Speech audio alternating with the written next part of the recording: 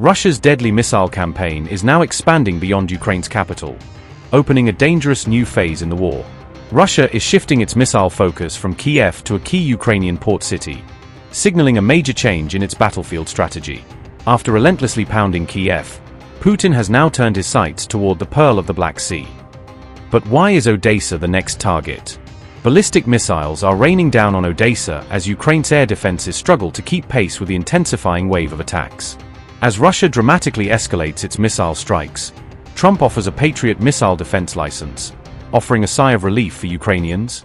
So one of the things we're going to be talking about is we're going to give a license to you to make Patriots. That's pretty cool, right? This way you can't complain that we're not giving them enough. I say, make them yourself. Russia launched a ballistic missile attack on Ukraine's Black Sea port city of Odessa on July 8th, marking another deadly strike on a key urban and maritime hub amid the ongoing conflict. Regional officials said the attack killed at least 4 people and left 7 others injured, highlighting the heavy human toll caused by the latest wave of Russian missile strikes. Odessa governor said the ballistic missile struck civilian infrastructure, causing significant damage and raising fresh concerns over attacks on non-military locations. According to local authorities, 6 of the 7 injured victims were taken to hospital for treatment, with 2 of them reported to be in critical condition due to the severity of their injuries. Officials said the Russian missile strike damaged an infrastructure facility as well as a nearby local gas station, leaving parts of the surrounding area heavily affected by the blast. The powerful missile barrage also set a minibus and a fuel pump on fire, with thick smoke rising from the scene as emergency responders rushed to contain the flames. Emergency crews quickly arrived at the impact sites, extinguished the fires, and continued rescue and recovery operations while assessing the full extent of the destruction. Odessa has remained one of the most frequently targeted Ukrainian cities throughout the war, facing repeated Russian drone and missile attacks because of its strategic location on the Black Sea. The latest strike came after Russia targeted Kyiv with ballistic missiles 3 times over the previous 6 days, signaling an intensified pace of long-range attacks across Ukraine. Ukrainian officials say Russia is increasingly relying on concentrated ballistic missile salvos, a tactic they believe is intended to overwhelm air defense systems and maximize the impact of its strikes. Russia launched another ballistic missile attack on Kyiv, marking the 3rd strike on the Ukrainian capital within a week. Powerful explosions echoed across Kyiv on July 8th as air raid sirens sounded and Russian missiles targeted the city. Fires broke out in Kyiv's Desnyansky and Sviatoshinsky districts after missile impacts, according to the city's mayor. Officials said warehouses and several non-residential buildings suffered damage in the latest round of Russian strikes. Ukraine's Air Force warned of incoming ballistic missiles, sending residents rushing into shelters across the capital.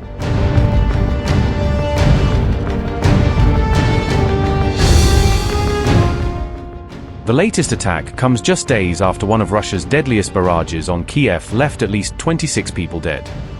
A day before the assault on Kyiv, Russia also struck the southern port city of Odessa, injuring at least 10 people. Ukraine responded by targeting Russia's Shadow Fleet, striking fuel tankers operating in the Sea of Azov.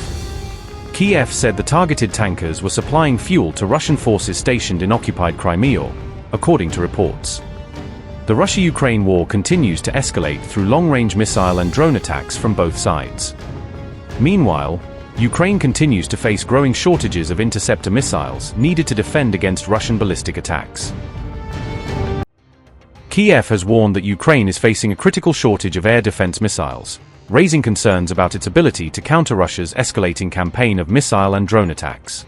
Patriot air defense systems remain the only battlefield-proven shield capable of reliably intercepting Russia's ballistic missiles, making them a vital part of Ukraine's defensive network. According to reports, Ukraine's stockpiles of Patriot interceptor missiles have been severely depleted after months of sustained Russian aerial attacks across multiple regions of the country. Just before the deadly strike on Odessa, US President Donald Trump revealed that Ukraine had been granted a license to manufacture Patriot interceptor missiles domestically. The US President said the licensing arrangement would allow Ukraine to produce the interceptor missiles under authorization, potentially strengthening the country's long-term air defense capabilities. Talked a little while, and we speak on occasion by phone. We had a great talk the other day, I think, very positive. And I think we have some very good stories to tell, what's going on. He wants to see a settlement, and I think President Putin wants to see a settlement. And usually that means a settlement, but who knows, this is a tough one. So one of the things we're going to be talking about is we're going to give a license to you to make Patriots. That's pretty cool, right? This way you can't complain that we're not giving them enough. I say, make them yourself. We haven't informed the company of that yet, but that'll work out all right. You know, I'm sure they'll be thrilled. But you know, they'll be able to do it. You'll be able to figure that out. Most countries couldn't do that. Yeah. If I said that to most countries, they wouldn't know what I'm talking about. But this is a very ingenious group, and what I like about that, it's a defensive situation as opposed to an offensive. Do you have a question for President Putin, please? Do you have a question for President Putin? Yes. Not Zelensky. Yeah, what would you like to ask him? Because I'm going to ask him that question. I have a question. Last year you called Russia a paper tiger, referring that they're not doing that. Who did I call? I'm from Telegraph UA, Ukrainian media. No, give us a question, not for Zelensky. Give us a question for Putin. Why is he attacking Ukrainian cities if he wants today? peace? Yeah. Why is he attacking good hard Ukrainian question? cities if he wants peace? When will he end this war? That's a good question. I don't think I've ever asked him that question. I'm going to ask him that question. I will tell you, though, he's going to tell you that he wants it ended as soon as he can end it. He wants it ended. He wants to end it soon. And I ask him, and we talk. I talk to him a lot. I talk to him a little bit less, but the relationship is very good. But I talk to President Putin a lot. He wants to end the war. But one of the things that I talked to him about was, where would you want to meet? And he said, ideally in Moscow. I said, you're not going to meet in Moscow. You know, it just doesn't work. You can't do that. But he'll meet.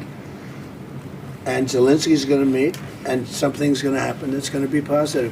And I hope it's going to happen soon, because they have to, number one, lives, but number two, building your country, because it's got a tremendous future, in my opinion. President Putin said, I would love to meet in Moscow. And I said, I don't think, I have to put myself in his position. I don't know that he'd go to Moscow. Maybe he would. Would you go to Moscow? It's difficult. There are a lot of Ukrainian drones there. That's right. It's dangerous for me. He doesn't want to be hit by a drone. Europe. No, it's hard. It's hard to go to Moscow. It's a little hard. I think he'll build a great country.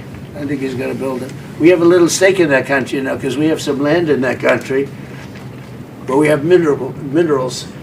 It's among the wealthiest. It's among the best land anywhere in the world for rare earth. And we have some, Russia is bombing my city rare again. earth. I look forward to taking advantage of it at the right time. Mr. President, But we've actually developed a good relationship. It's hard to believe, right? From the Oval Office to now, I think we've developed a very good relationship. And this is not the end. no, this is not. This is going to be the beginning, maybe. Yeah. Just the beginning. And the country has a lot of future. It has such great land, such great assets, such great people. This development comes after President Volodymyr Zelensky repeatedly appealed to Ukraine's allies for permission to manufacture Patriot interceptor missiles within the country instead of relying solely on foreign supplies. However, it remains unclear when Ukraine could realistically begin producing the Patriot missiles under such an arrangement, as no timeline for manufacturing or deployment has been officially announced. Russian Defense Ministry said the Sever group of forces had taken control of Petro-Ivanovka during its latest operations on the front line. Russian assault troops said they continued advancing around Kostyantynivka despite persistent Ukrainian drone attacks in the area. Russian servicemen said Ukrainian drones remained active throughout the fighting, but claimed their units continued pushing forward. According to the Russian Defense Ministry, Garin, 4 Seeker UAV teams destroyed heavy trucks transporting Ukrainian drones. The same drone unit also claimed it struck railway locomotives that were supporting Ukrainian military logistics operations. Russia's Black Sea Fleet said it destroyed 6 uncrewed enemy surface vehicles during ongoing maritime operations. The Vostok Group also released details of what it described as its operation to capture Kopani in the Zaporizhzhia region. Russian unmanned systems forces said they carried out strikes against Ukrainian military vehicles and frontline defensive positions. The latest claims formed part of Moscow's daily operational briefing on military activities across multiple sectors of the front.